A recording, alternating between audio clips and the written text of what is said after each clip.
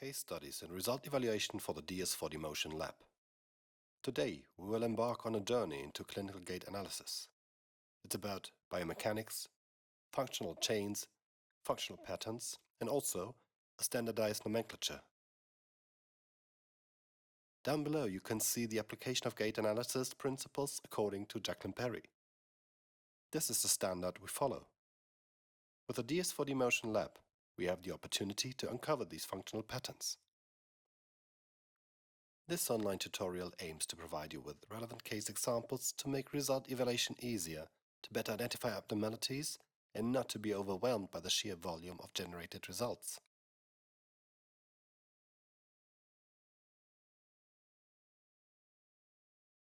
I move, therefore I am. A relatively simple quote, easy to understand yet profound. We are entering the philosophical realm here. Of course, it's true that the human body defines itself through movements, not just by what we see, function and physical capacities. The effects on the mind are certainly triggered and influenced by movements as well. When we examine the functional patterns of a walking patient, we would probably observe a lot of asymmetry. We would recognize a lot, quantify many abnormalities. Often it's very difficult to discern a common thread and consistently follow it. This mainly results from the fact that the human body consists of a multitude of bones and joints. We have 206 bones, resulting in approximately 360 joint connections. And no one has yet figured out how many different ways there are to combine these joint connections. In most cases, we speak of physical compensations and basic bodily functions. The basic bodily functions would want certain segments of the body to be involved in certain movements. However, if these segments cannot participate as intended, other segments must contribute more, or even new segments must be added to take over the work. In both scenarios, we would speak of compensations. This is where we would observe certain abnormalities. These abnormalities usually come with a slightly higher energy level that needs to be provided to maintain the desired function. Typically, we can identify numerous abnormalities. We can often see a lot that catches our eye, something that doesn't appear perfectly symmetrical, with a disrupted flow. We might even see joints in motion that we wouldn't expect in the observed movement pattern. That's exactly what we would call an anomaly. From the perspective of preserving a basic function, even if it comes at a higher cost, one can also reasonably say that these compensations and the various ways of establishing joint connections represent a rather ingenious function of the body to maintain function, all while maintaining the best possible energy level. Too much action with too little intent makes for wasteful exertion of energy and the confusion between movement and progress. That's exactly what it's about. We're talking about increased energy expenditure within the realm of compensation. This is what defines the additional costs associated with compensation. More energy than would be necessary within a norm-compliant basic function. However, if this basic function cannot be provided or pursued in any other way, then compensation is a viable means to achieve the functional goal. Consider, for example, a person with hyperkyphosis. If the head follows the curvature of the thoracic spine, it will be looking down, which would be functionally limiting. Ultimately, this person would try to align the eyes horizontally. If this cannot be achieved through the thoracic spine, it may be possible through the cervical spine. This can lead to hyperextension of the head, creating dorsal constriction, which in turn can lead to muscular imbalances elsewhere. This video was provided to us by a user several years ago. I think it illustrates the principle of gait analysis and the underlying maxim quite well. With the computer-programmed skeletal model of this cheetah moving in sync with its gait, we can see that the entire structure here is aligned with a certain basic asymmetry. Both hind and forelimbs are placed offset. We can assume that rotation or deviation is occurring at this moment. If you look at the lumbar extension here, transitioning from hip flexion to lumbar flexion, we can expect a lot of movement in an animal capable of sprinting at 110 km/h. What's even more astonishing is that despite all the movement, the head remains completely still. This is extremely important for such a hunting animal to fixate its prey, but the underlying maxim applies to human function as well. In most cases, the head remains unshaken, and no matter what abnormalities are observable in a patient during postural or functional analysis, everything is oriented towards preventing head movement and keeping the eye line aligned with the horizon. Additionally, the 4D Motion Lab allows patients to walk on a treadmill. The treadmill belt has a relatively narrow width. Consequently, there's a predetermined track that the patient must follow, and it cannot be easily traversed with differences in stride length. This means that stride length differences usually cannot be too significant, otherwise the patient would walk off the side of the treadmill. So, if we do find a stride length difference of 8, 9 or 10 centimeters in the foot pressure measurement, it is definitely an abnormality that would suggest a decompensation. But more on that later. I borrowed this logo from Kirsten Götz-Neumann. I hope you forgive me for incorporating this little game into our presentation. She regularly presents it in her gait analysis workshops in Germany and achieves astonishing results. Kirsten, I hope that's okay. In essence, this logo is about describing it. Especially when we want to describe a state, we have various ways to do so. Gait analysis is no different. We can also watch video data of a patient. We may have background information or maybe we don't. Perhaps we have other information. All of this directs our attention in the direction in which we interpret the whole thing. This principle can lead to 10 people using 10 different variations to describe this very logo. It starts with the color scheme, continues with the shape or the font size, and even possibly differences in describing same attributes. One person might describe the color pattern as violet and orange, while another perceives it as blue and brown. We can look at the same thing and yet see different things. But what is this logo actually about? Of course, this logo is meant to represent the corporate identity of this express company. So, color scheme, shape, font, and everything around it. But there's a feature that represents the real message in this logo, which is usually not directly perceived but is subliminally always present. I hope you forgive me for this, as you will never see the logo the same way again if you didn't already know. But the central message lies right between the E and the X. The arrow symbolizes the activity of this express company and says it's moving forward. Applied to clinical gait analysis, the principle would be to find a way to view collected data in a consistent manner, so that we can all derive the same key points. Translated to this logo, it means that everyone sees the arrow. From now on, you will see it, because you know the secret. Then we've actually achieved our goal. Let's start with a simple example. Here we are looking at a patient as he walks on a treadmill. We see markers along the leg axis, making kinematic leg axis analysis possible. But let's not be concerned with that for now. First, let's conduct a simple qualitative analysis of this gait pattern. Please forgive the slightly blurry image. This is mainly because we had to brighten the image significantly. But what do we see? For example, we can see rear foot eversion. Slightly more pronounced on the left foot, but we can also see it quite well on the right. The left foot is already in this everted position, which can be seen especially when it takes the load. What else? We observe an ipsilateral trunk tilt. It actually occurs in the same phase when rear foot eversion becomes visible. And as a third sign, we can observe foot external rotation. In technical jargon, it's called too many toes. Despite all the image blurriness, I believe you can see this lateral toe out relatively well. There are reasons for all these deviations, but also certainly effects. The effect is that despite all the limitations, the patient can still walk straight ahead. And in normal circumstances, he will be able to carry out his daily activities. We see that the treadmill speed is rather slow, which might already be a significant limitation. Nevertheless, the patient is able to walk on 2 feet and transport his upper body forward. But let's first look at the reasons for these compensatory movements. Let's start with barefoot eversion. What happens there?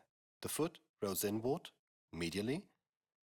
This positions the support area of the foot closer to the center of gravity of the upper body. It brings the entire leg axis slightly medially. What does it achieve? It reduces gluteal activity during the loading response, the moment when the left foot enters single support. At this moment, the whole system must be able to support the body weight on this side and control it. This means that hip flexion and knee flexion must be controlled eccentrically. With a corresponding limitation, this is no longer easily achievable. So compensation allows me to significantly reduce the load on the gluteus medius, perhaps even completely shut it off. Now, let's move on to the second abnormality, ipsilateral trunk lean. What do we see here? Essentially, I shift my center of gravity, which is relatively central in the trunk, toward the supporting leg. That means, again, I create an approximation between the center of gravity and the center of the heel, from where the ground reaction force shoots upward. In this example, the center of gravity and the force vector are almost aligned. Then we come to foot external rotation.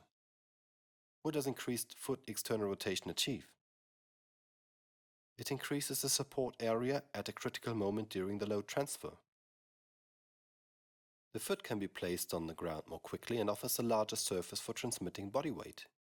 This provides stability in the frontal plane and creates a prerequisite for passive stabilization of the so-called ankle and forefoot rockers, which involve moment-supported movement of heel and forefoot rolling motion.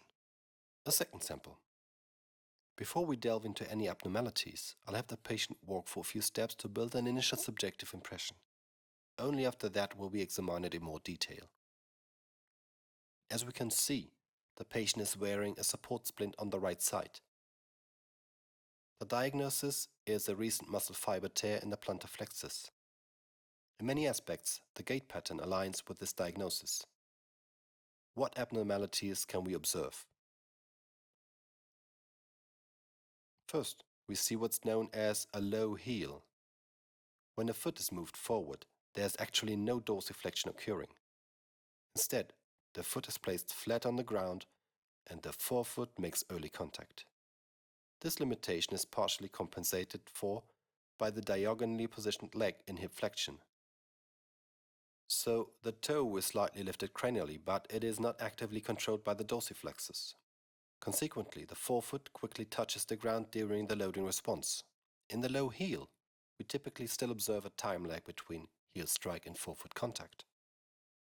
This sequence is accelerated here, which is precisely what is referred to as low heel, the rapid lowering of the heel directly followed by the forefoot. We can observe all of this during the loading response on the right side. The loading response begins at the moment after the initial contact and ends when the contralateral foot leaves the ground. By this point, the forefoot is already on the ground and provides some stabilization. Considering the background information of the muscle fiber tear, it is clear that dorsiflexion in the ankle would provoke elongation of the plantar flexus, which is probably not tolerable in the acute phase. What else? We observe the trunk swaying left to right. That means at the moment when the right foot takes over, it sways to the right. When the left foot takes over, it sways to the left. If we stick with the right leg as our reference leg, we can talk about contralateral trunk lean occurring at the moment of terminal stance on the right. Here the upper body tilts slightly to the left, creating a certain abnormality.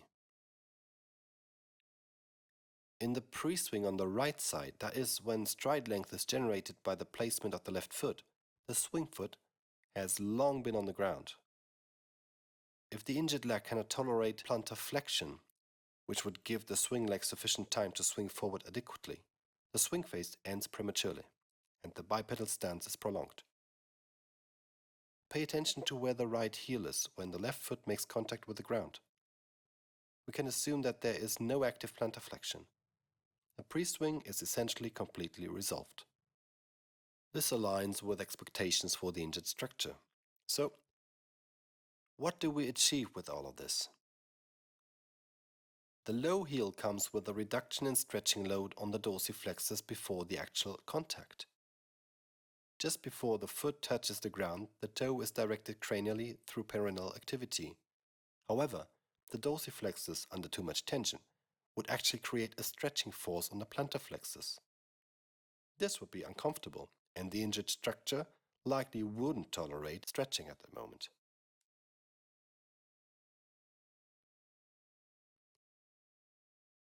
The contralateral trunk lean occurs when the left foot makes contact with the ground.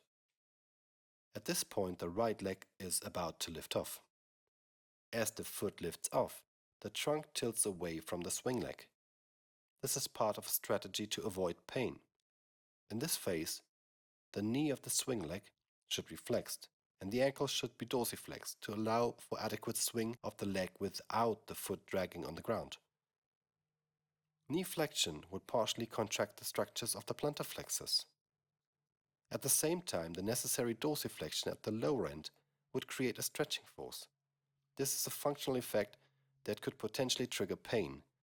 By leaning the upper body to the left, I lift the whole complex far enough so that the swing can still occur despite reduced knee and dorsiflexion without the foot dragging over the ground. Well, the restricted plantar flexion is relatively clear. We see that there is actually no terminal stance where the heel lifts. In this phase, the retrotibial muscles, or the plantar flexor group, operates at about 80 to 85% of their maximum capacities. If this doesn't work because it's painful, it's simply avoided. Before we get into the actual case examples, here's a brief overview of the terminology of gait analysis, as defined by Jacqueline Perry in the American and English-speaking context, and transported into the German-speaking region by Kirsten Götz-Neumann. Gait can be divided into 8 phases that describe a complete gait cycle. Gait, taking the right leg as our reference, begins with an initial contact, which is the first moment when the foot strikes the ground.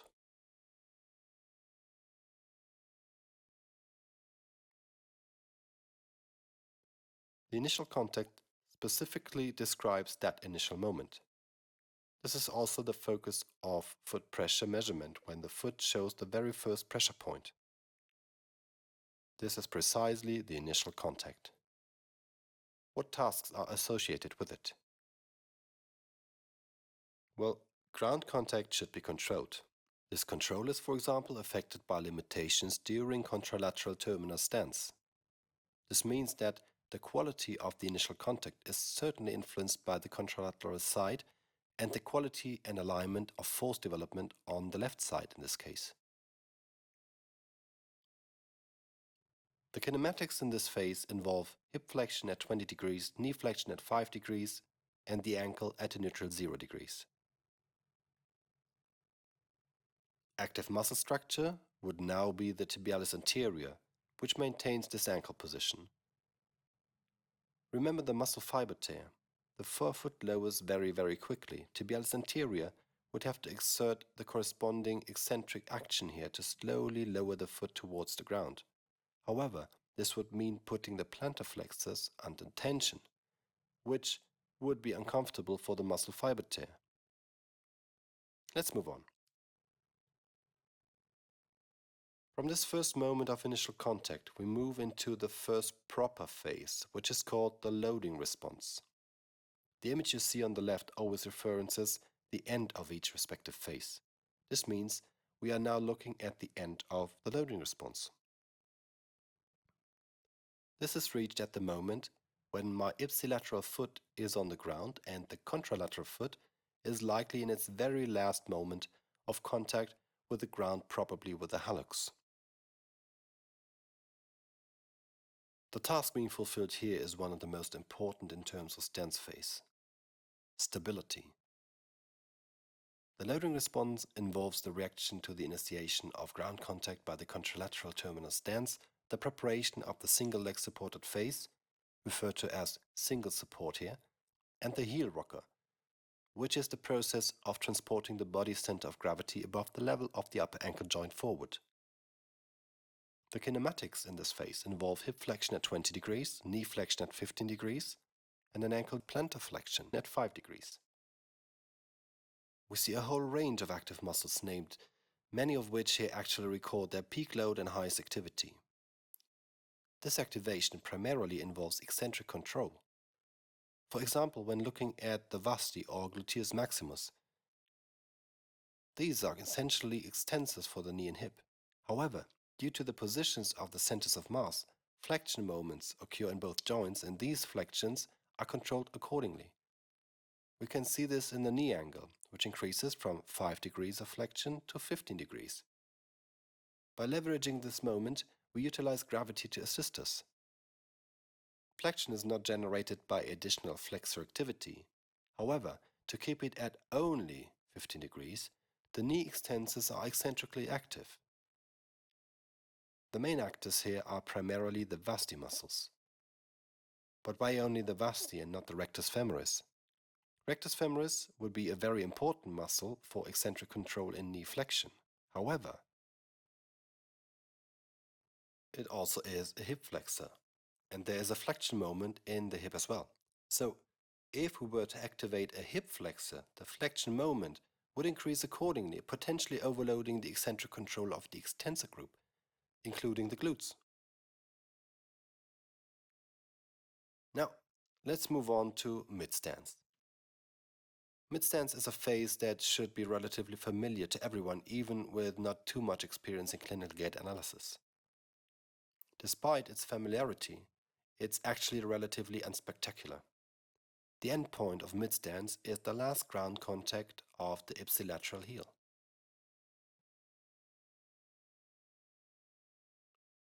You could break it down a bit further, but more on that later. What is the task? The body center of gravity is leveraged from behind the support surface to the center. A very momentum-driven action. This is called the ankle rocker. At the same time, this process is also crucial for aligning the center of gravity in terminal stance and preparing the so-called forefoot rocker, a similar principle in the forefoot area. Kinematically, we observe hip angle at a neutral 0, knee flexion at 5 degrees, and ankle dorsiflexion at 5 degrees. When we see knee flexion at 5 degrees, we also see that it's relatively extended. The knee typically does not move into a neutral 0 position during walking, let alone into a hyperextension. If such an extent is measurable, we can certainly speak of an abnormality. Muscular activity is interesting here.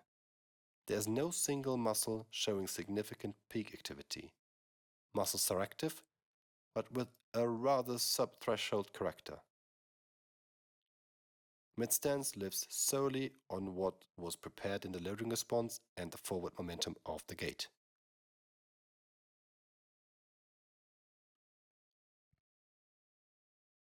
Next, we move into terminal stance. Terminal stance is again extremely interesting from a muscular perspective. High concentric muscle activity is seen here, especially in the plantar flexors. You can see this quite well in the image. The muscle belly of the gastroc on the right is very contoured. How do we determine the endpoint of this phase? This is the moment when the contralateral heel is immediately before making ground contact. This marks the end of the ipsilateral terminal stance. What functional tasks emerge here? We have already talked about the forefoot rocker, the momentum-driven rolling over the forefoot ball.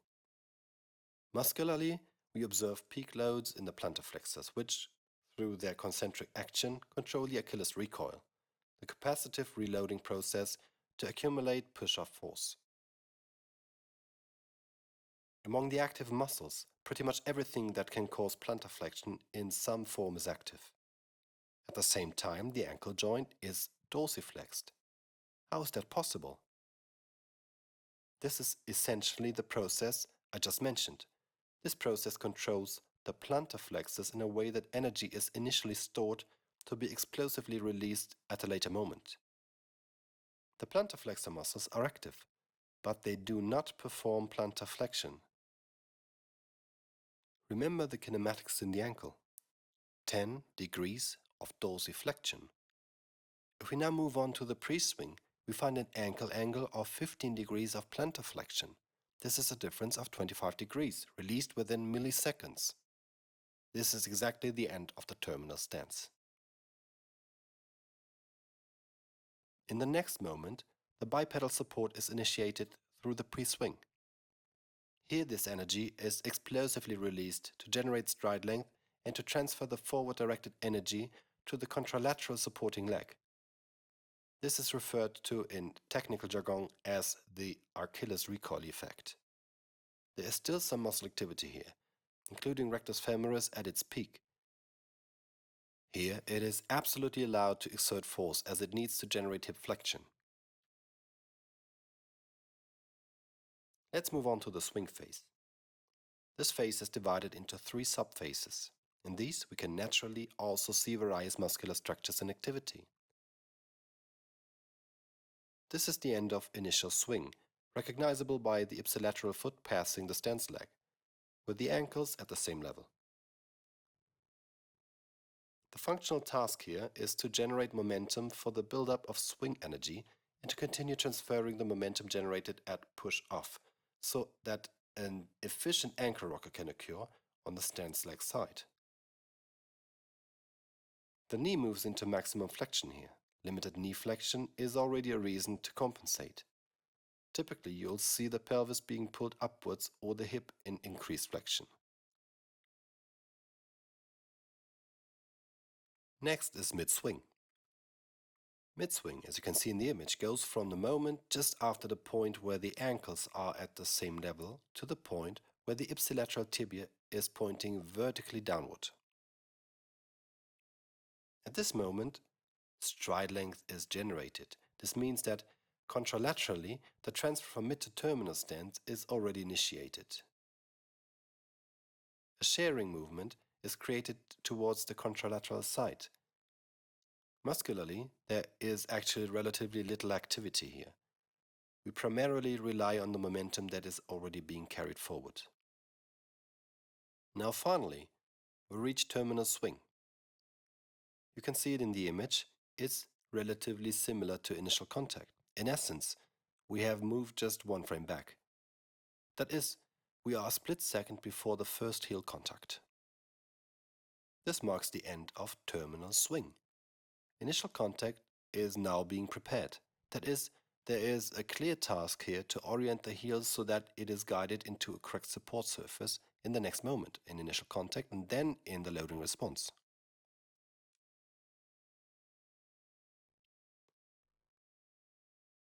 When discussing possible gait deviations, we can initially categorize them into 5 areas: ankle, knee, hip, pelvis and spine.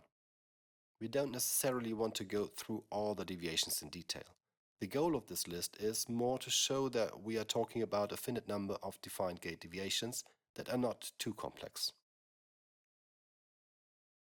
In general, a joint can move in certain directions.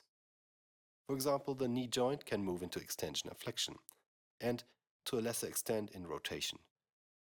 So you might observe excessive flexion, limited extension, or even internal rotation. A joint can therefore be hypermobile or hypomobile in the respective direction, possibly even asymmetric. Following this principle, we have already covered a significant portion of all possible gait deviations. For each of these gait deviations, there's a reason, an explanation for why it appears and what functional effect it has. Let's refer back to our manuals where all of this is detailed in writing. Moving on to the knee, as you can see, we are filling just one column, 7 in total, which is significantly fewer deviations within the range of motion of the knee joint, either in excessive or limited mobility. In the hip, we again see only one column. There are also 7 deviations to work with.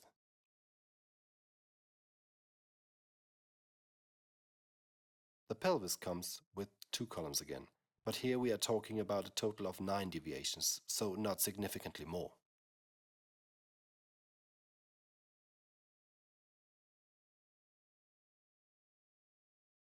For the spine, we mainly talk about lean deviations. That means forward, backward, sideways, or rotation deviations. This is what we primarily name in 4D motion.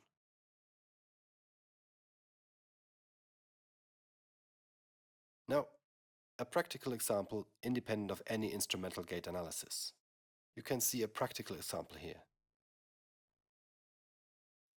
I believe that even though he has retired from active play, the name Roger Federer is familiar to many. He is one of the most successful tennis players of our time, has been ATP number one for years, has won an incredible number of Grand Slam tournaments, and was still performing at a very high level even in his later years before retiring. He was largely injury-free throughout his career, and his game was characterized by consistent quality of movement throughout an entire match.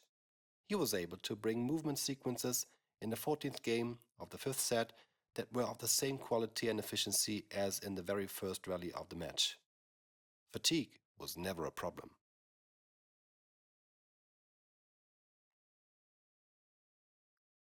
This high functional quality is what you see here. We can observe a refined, efficient movement. He jumps, moves, tiptoes, and demonstrates fast, powerful leg and footwork that perfectly represents the high athletic performance of this athlete. Throughout his career, as far as we know, he was blessed with freedom from injuries. What is listed here didn't even happen during athletic activity. If we now continue to observe him and compare how he moves during the ball exchange and when the ball is dead, we see a clear difference. This is reproducible. Watch old tapes of his games. He actually does this between every ball exchange. And when he walks there, we see some deviation that might be worth a closer look. There is an extension thrust in terminal swing. That is, the knee is abruptly extended before the foot lands. Next is a foot flat. That means there is no real lifting of the forefoot when the foot lands. You can see this quite well, especially in the right foot. We also see it when looking towards terminal stance. There's not much heel lift happening there either, so he walks relatively tension-free from the baseline. Here again, you can see it quite well here. There's the foot flat. The foot lands far forward and relatively flat. What does this mean? In the initial contact, the joint positions lead the vector of the ground reaction force ahead of the knee, creating an extension torque here.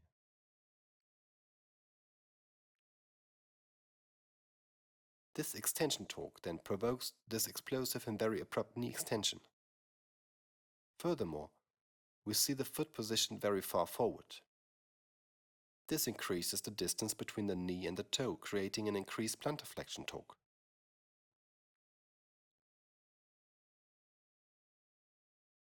Here it is presented differently. Towards the end of the loading response, the ground reaction force goes from the heel upwards. It runs ahead of the knee, and the body center of gravity is further back. This all looks a bit passive, a little like he's leaning into his soft tissues. At the end of terminal stance, the heel does not really come off the ground, and the tibia is almost vertical. According to the presented gait deviations, these are all notable deviations: an extension thrust in terminal swing, a foot flat in the initial contact, and a no heel off in the terminal stance. But wait a minute, aren't we supposed to treat deviations? How on earth did this person manage to perform at such a top level for all those years while carrying such obvious deviations? We must not forget one detail. We're talking about a highly professional athlete with sufficient resources for above average medical and therapeutic care. As I mentioned, Federer was always able to give full energy in the last minute of a 5-hour match. Even in the field of sports science, biomechanical adjustments are constantly being made. During the period when the ball is not in play, every grain of unnecessarily exerted force has the potential to be missing in the end. By switching to a more passive, bony absorbed pattern, the athlete conserves the necessary energy savings that leave him with the important energy reserves at the end of the match. Such a pattern can, in principle, also be a brilliant tactic. This is compensation. a rather ingenious principle of the musculoskeletal system to maintain function even when the actual structures cannot participate as intended.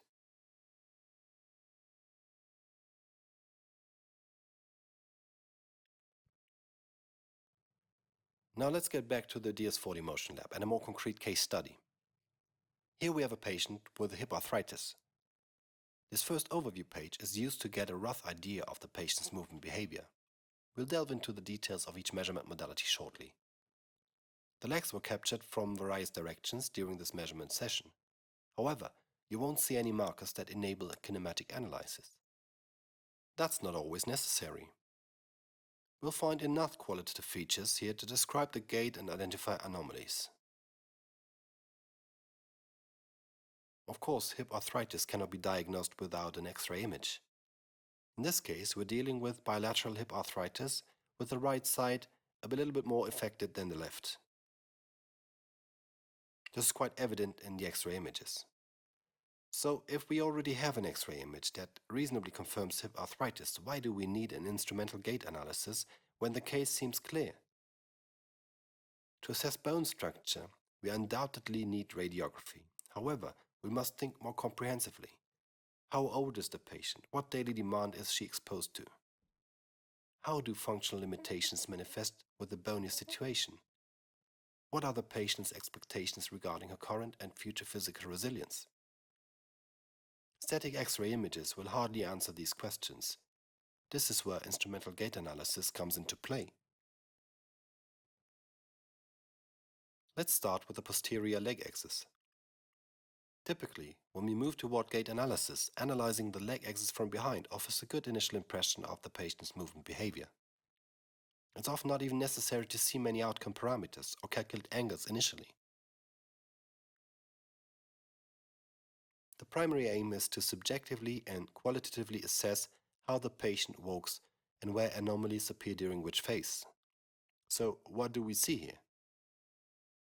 We can already suspect excessive pelvic rotation in both directions. This is quite evident at the sacral dimples when the hip is in flexion drawing diagonally. This impression is further reinforced by the wide left and right movement of markers on the back. This could be described as a first subjective impression. We'll quantify later on. In which phase of the gait does this anomaly occur? There we go, terminal stance, precisely when she leads the respective hip into extension and the shear motion between the two hips is at its maximum. Excessive pelvic rotation in terminal stance is typically a way to support a structurally or functionally restricted hip extension. Here's another static image. You see the sacral cleft pointing diagonally from left to right during terminal stance. What conclusions can we draw from this? We have restricted hip extension. This could be due to pain or weakness in the glutes. Another subjective criterion is that there is essentially no visible buttock crease separating the glutes from the posterior thigh surface. This restricted hip extension can be compensated by increased pelvis rotation. This creates an adequate stride length and thus everyday functionality.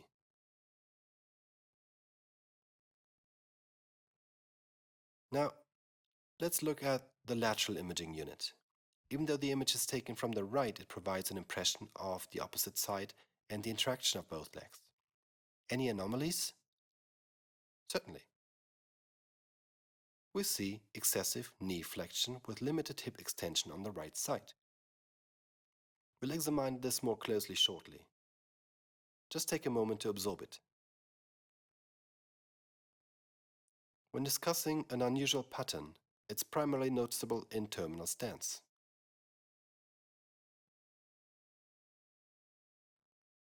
Let's begin with the terminal stance on the left side. The femur is relatively diagonal here, indicating that some hip extension is possible. This is visible in the angle formed between the femur and the vertical line.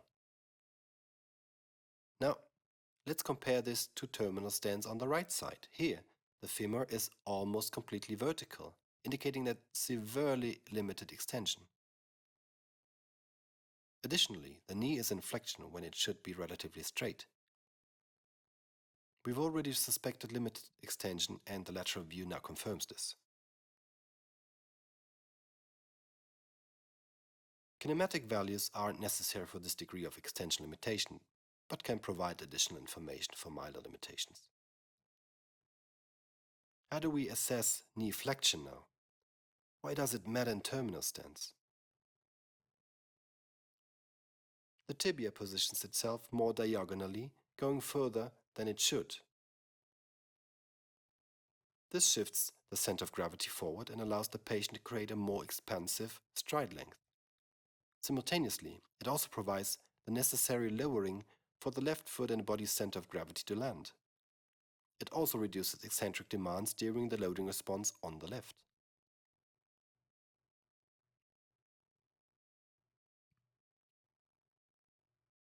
Here is an example of a gait analyzed with pedo gait, which involves dynamic foot pressure measurements. Here you can see the pressure distribution and the pattern of maximal pressure zones from the rear foot to the forefoot. This means she initially lands on her heel, then transitions towards her toes and finally exerts pressure through the hallux. The black line accompanying this movement represents the center of mass, which follows the pressure distribution into the rolling motion. This happens slightly more medially on the right side. Although she lands on her heel in a fairly medial manner, when she transitions from the heel, she makes another medial pivot, placing most of the load in the forefoot area, possibly beneath the second or third metatarsal. This medialization of the gait line towards the end of the loading response on the right side is our observation. In a combined measurement where various modalities are integrated, you can pause the video display at any given moment. When you switch to a different modality from that point, you return to the very same moment in the display. This means that, at the moment when the gait line makes that medial pivot, you can pause the video.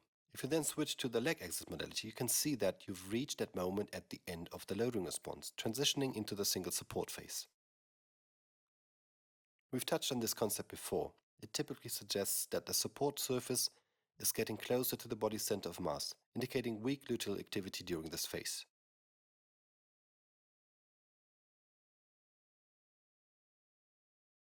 The foot pressure measurements data sheet provides parameters based on what you just observed dynamically in the video.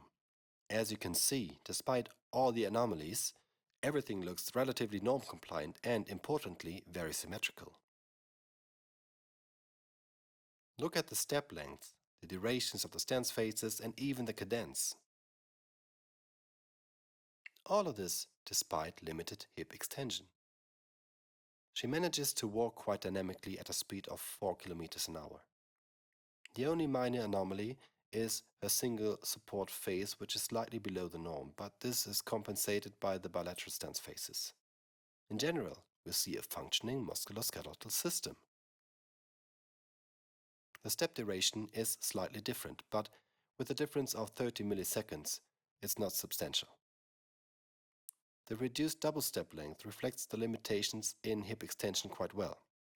Even pelvic rotation can't fully compensate for this. This results in a total step length of only 113 centimeters, which is 27 centimeters below the norm. Now, let's look at the dynamic spine measurement. Here we observe certain anomalies. First and foremost, we see excessive pelvic rotation. Overall, we are talking about a range of motion of 21 degrees in a movement that is supposed to only range at 10 degrees. Now, let's examine when this maximum pelvic rotation actually occurs. This is the end of terminal stance, right the moment where pelvis rotation is needed in order to extend the range between the supporting and the swinging leg.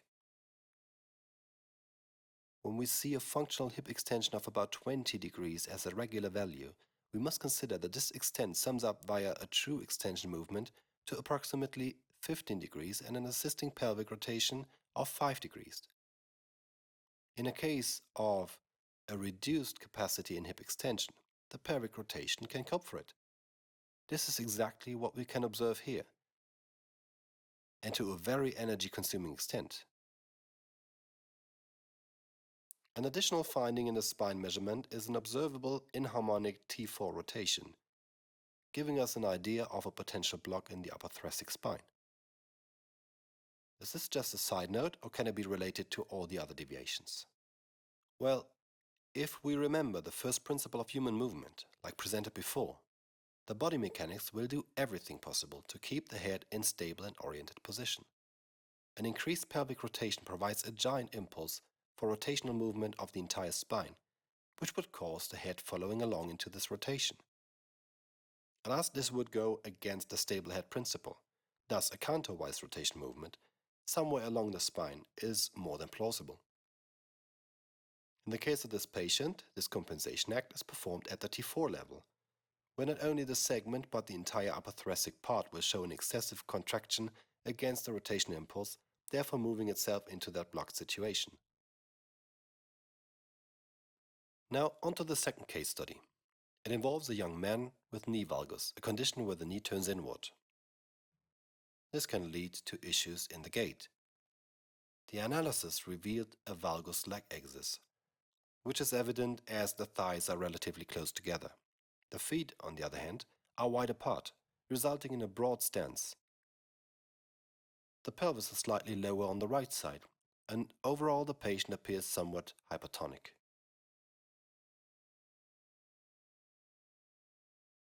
Now moving to the dynamic measurement, let's start with a subjective assessment of the posterior leg axis.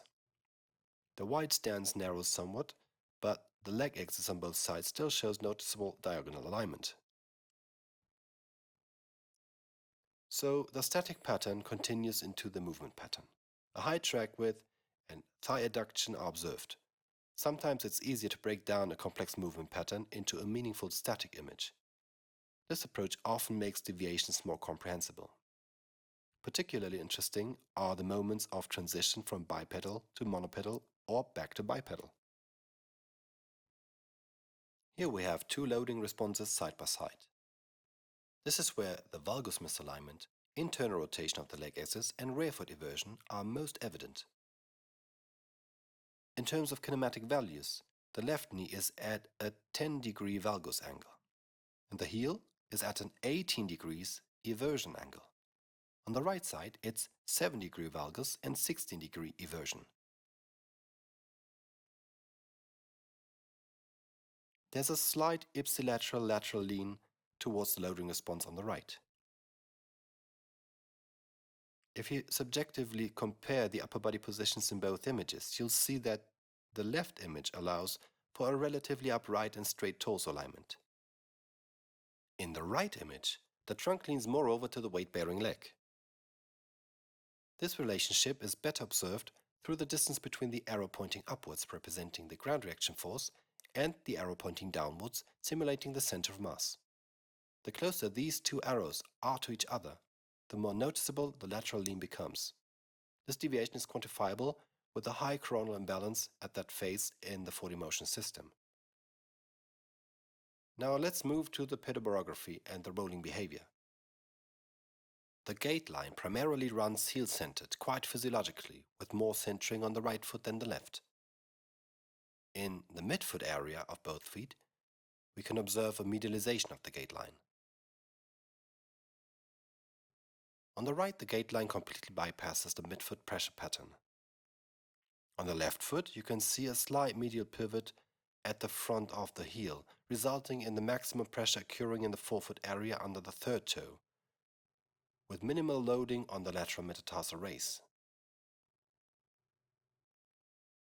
The segmental force curves confirm this impression. These curves represent the rolling behavior of each foot and show the extent to which each segment contributes to this process. The medialization of the gait line is particularly evident in the dominance of the first, the yellow, and the second, the light blue metatarsal race. The lateral race, red, brown, and pink, play almost no role here. Consequently, the entire high load is placed on the medial metatarsals. How about the ground reaction force curves? At first glance, the force pattern is highly reproducible. Each step generates an almost identical force curve. Notably, the local maxima have uneven heights. In a typical pressure pattern, you'd expect to see a molar-like curve with both local maxima at the same level. However, here, the first peak has entirely collapsed. Of course, the alternative could be that the second peak is simply much too high. To differentiate between these possibilities, we can use the y-axis of the graph to check at which force level the maxima are located. This should be at around the patient's body weight. Now, if one peak is at 600 Newton and the other at 900, we can estimate the patient's body weight, and in that case we can be certain that the shallow 600 Newton peak is significantly too low. Now back to the gait pattern and specifically the loading response, the moment when the first peak should occur. That missing peak confirms the reduced eccentricity and the tendency towards medial collapse, which is already suggested here. Finally, let's look at the spine measurement and the observed anomalies. We see unilateral pelvic rotation. It falls within the 10-degree range of motion, but it ranges only from 7 to 0. Now, if we look at when maximum pelvic rotation is actually achieved, it corresponds to the swing phase of the left leg. This is a relatively unusual situation for maximum pelvic rotation to occur. The patient presented with an inner knee injury and was provided with an orthosis. This may be an important background factor because this phase requires a well-coordinated interaction between knee and hip flexors and extensors. The orthosis' supportive function could potentially disrupt this coordination, both through passive guidance of motion from flexion to extension and through the pressure of the Velcro straps on the back of the thighs. Both factors can trigger inhibition, which may disrupt the delicate muscular pattern partially. The lateral deviation clearly highlights the gray-shaded area of the range of motion, standing out prominently from the blue actual value. This is not something typically expected. Consequently, we can assume excessive and energy-consuming movement in the spine. Surface rotation results in excessive range of motion. The cranial-thoracic spine and C7 show rotational asymmetry, essentially moving in sync with the pelvis. We can expect the patient to compensate in the cranial structures and look straight ahead, but this too is very energy intensive. In other words, the patient allows for a certain passivity in the leg axis but compensates for it with increased energy demands in other regions that become functionally overloaded. Now let's move on to the last sample of a forefoot runner. As before, let's start with an overview. Here too, markers were not placed on the leg axis, but that won't hinder us from conducting a meaningful analysis. Let's begin with a static impression. The sagittal plane is relatively flat, and the thoracic spine even shows tendencies toward a lordotic curve, which is subsequently quite evident in the spinal analysis' tilt and curvature.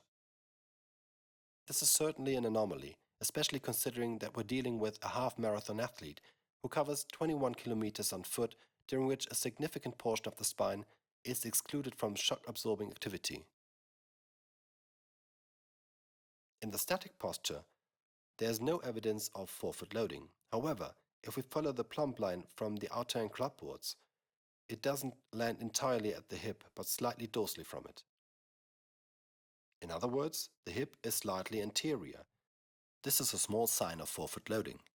The foot makes relatively little contact with the ground through the longitudinal arch. Now let's look at the pressure pattern during the dynamic roll-off. The forefoot is the first to make contact, and while the heels do exert some pressure, they quickly lift off the ground, leaving continuous pressure on the forefoot. The gait line describes a V-shaped path, which is a distinctive sign of a forefoot running. Despite initial heel contact, the midfoot is spared during the roll-off. The initial contact is actually made through the lateral front transverse arch. The foot undergoes physiological pronation during the swing phase, transferring the load medially towards the hallux. This means that the metatarsals are usually heavily loaded. At the beginning of the contact, we can see that all metatarsals contribute somewhat to the pressure distribution. The first ray takes on a dominant role relatively late in the roll-off phase. The side view again highlights the initial forefoot contact, the initial contact in plantar flexion, and the early heel lift. When examining the heel's position throughout the phases, we can manually draw the axis. We can see the forefoot contact in the initial contact indicating plantar flexion. We can also observe the heel lowering during shock absorption, but it quickly lifts off during single support. By examining the contralateral leg, we can divide the mid-stance phase quite well into early, mid, and late subphases. With a synchronized foot pressure pattern, we can accurately determine when the heel completely lifts off the ground for the first time. Surprisingly, it occurs in the early mid-stance phase. To remind you, the heel should typically lift off during terminal stance. In the posterior leg axis, the clear up and down motion of the upper body stands out. It's initiated in the terminal stance, which is a clear sign of plantar flexor hyperactivity. Subjectively, this up and down motion can be seen in the C7 marker, which repeatedly moves in and out of the upper frame. The dynamic spine shows unilateral pelvic rotation and slightly reduced range of motion. Additionally, there's excessive lateral deviation, which is certainly influenced by this up and down motion. Once again, a lot of movement generates a lot of energy expenditure. Focusing on pelvic movement reveals a consistent pelvic drop on one side and left pelvic rotation. In the sagittal profile, we see the flat thoracic curve, which sometimes takes on lordotic characteristics. Moving cranially, C7 and T1 are tilted significantly toward the caudal structures. This is precisely where the strain becomes noticeable for the patient.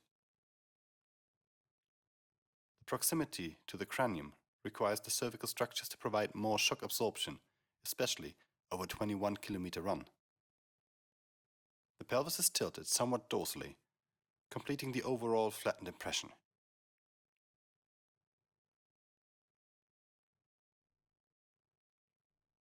Returning to the overview.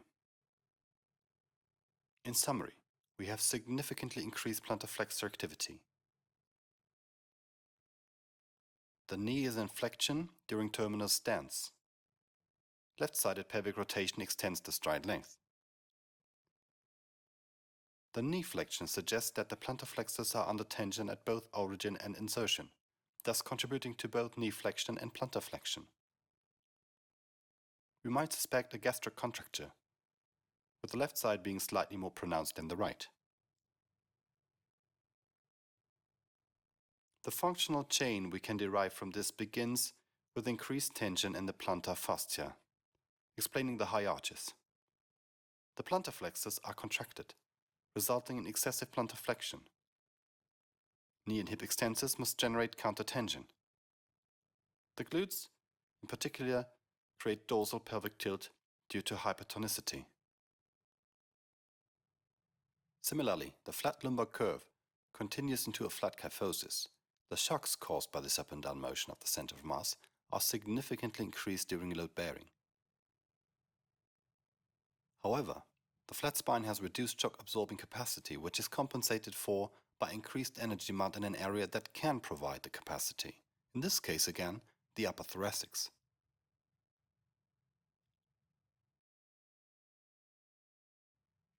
Now, if we're talking about a runner, it's only natural to ask about the patient's running pattern. In fact, her dataset also includes a running analysis. Generally spoken, the 40 motion lab systems are designed for speeds up to 11 km an hour, with the system sensitivity increasing as the treadmill speed increases. Depending on the running type, higher speeds may make processing of the data more challenging. Excessive vertical movement or a large arm swing can make the calculation quite difficult. Additionally, recording movement speeds over a 60 Hz based system is relatively challenging as well. This can explain outliers in a spinal analysis. Furthermore, the patient was measured while wearing a sports bra. These factors combined don't provide reliable data. As a general recommendation for running analysis in a 4D motion lab, it's advisable to reduce speeds to a range that safely takes the patient into their flight phases but generates fewer measurement outliers. This still allows for capturing the running movement patterns, which can serve as a basis for estimating the more excessive form at higher speeds. In other words, the pattern seen when transitioning into the flight phases at a moderate running pace will be the same when the patient runs faster.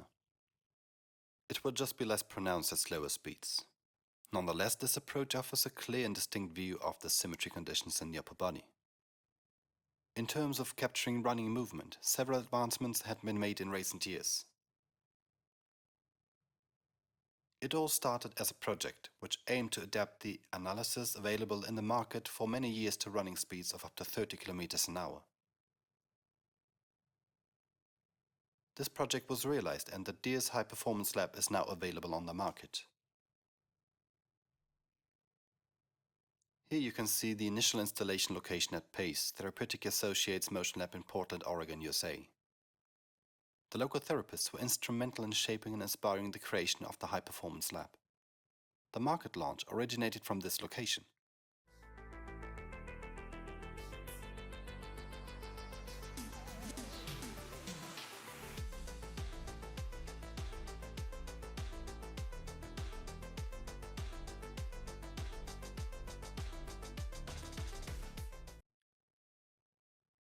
Currently, the system has been relocated to Eugene, Oregon, where it is now used in the heart of international athletics at the prestigious Hayward Field in close proximity to the track.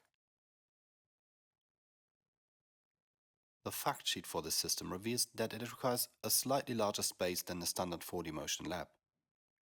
In addition to the standard 5 recording units, there's a significantly larger treadmill surface with an enlarged pressure measurement platform. The hardware is capable of recording at frequencies of up to 240 Hz. As a result, the DIERS High Performance Lab allows for analysis at running speeds of up to 30 km an hour without image distortion and the resulting processing errors. The user interface has also been expanded accordingly. Here as an example is a complete recording at a running speed of 18 km an hour. The basic user interface of the 4D motion labs have been completely adapted. Furthermore, additional interactive pages are offered which show the functional interaction between the upper body, legs and feet in more detail. Ultimately, all diagnostics revolve around the question of consequence. The 4D motion lab is a very complex system and offers many parameters through which a person's functional profile can be described.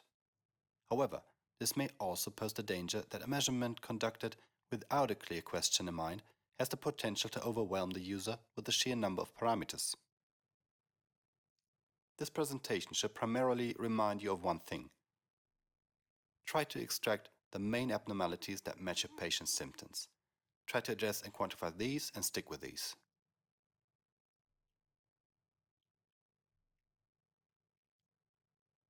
Jack Nicholson said to his therapist in As Good as It Gets, "I'm drowning here and you're describing the water." Your patient should not feel this way, of course. Diagnostics can lead to endless explanations, continually reveal new parameters with the risk of redundancy. If during the assessment you find that the results do not provide new insights but simply present the same situation just from a different perspective, do not dwell on it any longer. This is not the purpose. The focus is now on the patient and his care. Your patient wants to be treated, wants to work on himself, and hopefully he is also motivated to do so. The information from the diagnostics is necessary to steer exactly that. Once you have reached this state, you have achieved your goal. Therefore, always adhere to the golden rule. Derive the key messages. The arrow in the FedEx logo. Try to describe them and use them as a basis for evaluating the therapy approach afterwards, even as a basis for further measures. When we talk about functional patterns, this means that the patient has to move. Without movement, without correction in movement, we have no way to address and improve his movement pattern in any form. Targeted and trained movement gives us the opportunity to actually address and adapt the underlying patterns. This must happen on a continuous basis.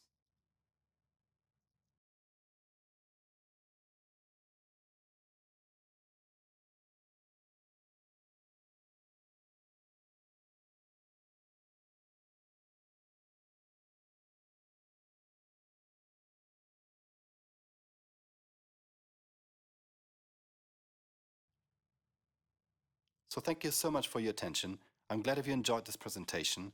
With these words, I would like to conclude this tutorial and look forward to having you with us next time.